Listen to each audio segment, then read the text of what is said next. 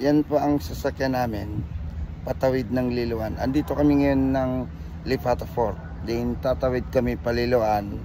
Pag nakatawid ka na doon, yan na po yung Visayas. Ito pa lang dito sa kinatatayuan ko ngayon, parte pa ito ng Mindanao. Ayan na po, ayan doon, no.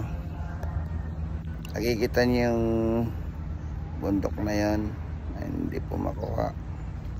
Yan. Pero yan po yung sasakyan namin, Montenegro po.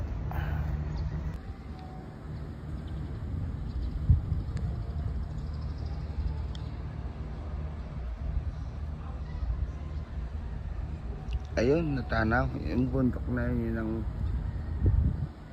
tatawirin namin. Pag natawid na namin yan, sinasabi ko, Visayas na po yan.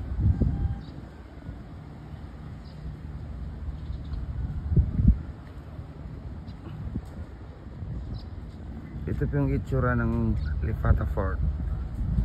Parte po ito ng Surigao, Agusan.